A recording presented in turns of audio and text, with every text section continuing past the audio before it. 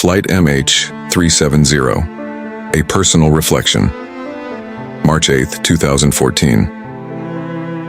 The morning of March 8, 2014, started like any other for me. I woke up in my cozy apartment in Kuala Lumpur, the sun peeking through the curtains, casting warm light across my room. I had been looking forward to this trip to Beijing for weeks. It was a business trip, sure, but I had planned to sneak in a little sightseeing and perhaps indulge in some of the city's famous cuisine. My suitcase lay open on the bed, half-packed, waiting for me to finalize my travel essentials. I was traveling on Malaysia Airlines flight MH370, a direct flight to Beijing, and the excitement was palpable as I made my way to the airport. I remember the friendly smiles of the staff at the check-in counter and the bustling atmosphere of the terminal. Families, business travelers, and tourists filled the space, each with their own stories and destinations. I checked my watch, knowing I had time to grab a quick bite before boarding. The flight was called, and we all began to shuffle toward the gate. As I settled into my seat, 29A, I felt a sense of anticipation. The plane was a Boeing 777, sleek and modern, and I appreciated the spacious cabin. I glanced around, taking in my fellow passengers. A young couple chatting excitedly, an elderly man reading a newspaper, and a family with a little girl who was already pointing at the window, eager to see the world from above. The safety demonstration began, and I listened with half an ear, my mind already drifting to what I would do in Beijing. The flight attendants were warm and reassuring, and soon enough, we began to taxi down the runway. The thrill of takeoff sent a rush of adrenaline through me. As we lifted off, I looked out the window, watching Kuala Lumpur recede beneath the clouds, a sprawling metropolis shrinking away as we ascended into the bright blue sky. The first hour of the flight was uneventful. I settled back into my seat, engrossed in my book and occasionally glancing at the flight map on the screen in front of me. It was comforting to see our progress, the little airplane icon moving steadily toward our destination. I took a moment to reflect on how fortunate I was to be traveling and experiencing new places. I thought about the business meeting that awaited me in Beijing, the opportunities it might bring, and how I would spend my evenings exploring the city's rich culture. But as the flight continued, I noticed something strange. A flicker of unease washed over me when the flight attendants disappeared from the aisles, and the captain's voice came over the intercom, announcing that we were cruising at 35,000 feet. The calmness of the cabin began to shift. Conversations waned, and a stillness fell over us, almost as if everyone sensed a change in the air. At 1:21 a.m. local time, the last message from our plane was transmitted. "Good night, Malaysian 370. It was a simple farewell, a routine part of our journey. Little did we know that those words would haunt us all. Disappearance. The next moments were a blur. I remember feeling a sudden jolt, a tremor that rattled through the aircraft. My heart raced, and I glanced around to see if anyone else was concerned. The crew quickly sprang into action, but the calm demeanor they projected did little to ease the growing tension in the cabin. The lights flickered for a moment, and I held my breath, waiting for the plane to stabilize. Then there was a deafening silence, punctuated only by the low hum of the engines. My instincts kicked in, and I gripped the armrests, unsure of what was happening. I glanced at my fellow passengers, their expressions mirroring my own anxiety. We were all in this together, and in that moment, a shared fear united us. Suddenly, the plane started to descend. The cabin pressure changed, and I could feel my ears popping. The flight attendants, who had previously been calm and collected, were now hurriedly moving through the aisles, reassuring passengers, their voices tense. I tried to remain composed, but fear began to creep in. As the plane continued its descent, I looked out the window, searching for any sign of land below. All I could see was an endless expanse of darkness, and my heart sank. Where were we? What was happening?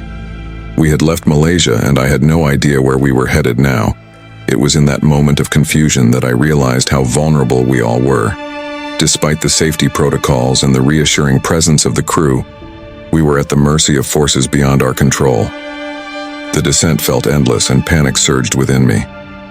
I closed my eyes, whispering silent prayers, hoping that we would find our way back to safety.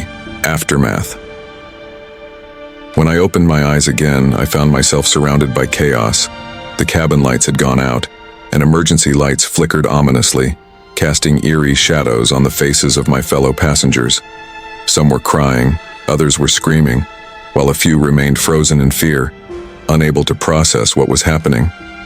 The air was thick with dread and uncertainty. I grasped my phone, the only connection I had to the world outside this plane. As I turned it on, I saw that there was no signal. My heart sank further. We were lost, and I was powerless to change that. All I could do was wait and hope for a miracle. But a miracle did not come. The minutes stretched into what felt like hours. I heard muffled voices from the cockpit, urgent and tense, but I couldn't make out their words. It was as if time had stopped, and the world outside had vanished. I could only think of my family, my friends, and the life I had left behind. Then, abruptly, there was silence. The plane finally leveled out, and I could sense a change in the atmosphere. The crew resumed their duties, but the worry etched on their faces betrayed the facade of calm they had been trying to maintain. My fellow passengers looked around, searching for answers that no one had. It felt as if we were all holding our breath, waiting for the inevitable. Search and rescue. The aftermath of our disappearance was chaotic. When the world realized that something was wrong, the news broke like wildfire. Search and rescue teams were dispatched, planes and ships scoured the oceans, and social media exploded with theories and speculation. The reality of our situation became painfully clear. We were missing, and the world was searching for us. As days turned into weeks, the uncertainty deepened. I thought of the families of the other passengers and crew who were desperately seeking answers. I thought about how my own family would cope with the news of my disappearance. The thought made my heart ache. I wished I could reach out to them, to let them know that I was alive and fighting. But as the searches continued with no sign of us, hope began to wane. The media coverage shifted from breaking news to ongoing updates, each one more disheartening than the last. Our story became one of mystery, with experts and analysts speculating about what could have happened. Every new detail felt like a dagger, piercing the hearts of those waiting for news. The investigation months passed, and the investigation unfolded. Debris was discovered in the Indian Ocean, pieces that were confirmed to belong to MH370. It was a bittersweet moment, some closure for the families, yet a stark reminder that we were still lost. The search areas expanded, yet they all seemed to come up empty, as if the ocean had swallowed us whole.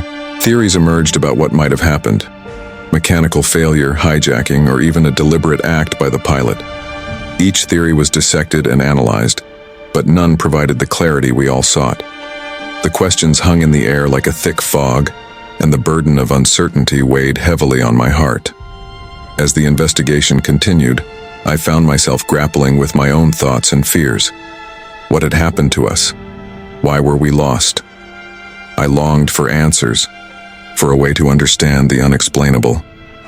I began to write, documenting my thoughts and feelings, trying to make sense of the chaos surrounding us. Resilience and hope. Despite the dark shadows that loomed over us, there were moments of light. The families of the passengers and crew refused to be silent. They became advocates, demanding transparency and accountability from the authorities. Their resilience was inspiring, and I found solace in their strength. I thought about the people I had left behind, my friends, my family, and my colleagues. I hoped they were holding on to hope, that they were still searching for answers. My heart swelled with gratitude for the love and support they had given me throughout my life. In those moments of reflection, I felt a flicker of strength, a reminder of the power of connection and community. Conclusion. As I sit here, Lost in this sea of uncertainty, I cling to the memories of my life before this flight. I remember the laughter, the joy, the simple pleasures of everyday life. I refuse to let despair take hold. I find comfort in the thought that our story is not over yet. The world continues to search for us, and in that pursuit I believe there is hope. Hope for answers, hope for closure, and hope for a future. Flight MH370 may have vanished into the abyss, but the memories of those 239 souls, their stories, their lives, and their loved ones will not be forgotten. We will remain a part of this world, a part of each other's stories, forever intertwined in the tapestry of life. And somewhere, amidst the waves of the Indian Ocean, I hold on to the belief that we will be found, that one day, our voices,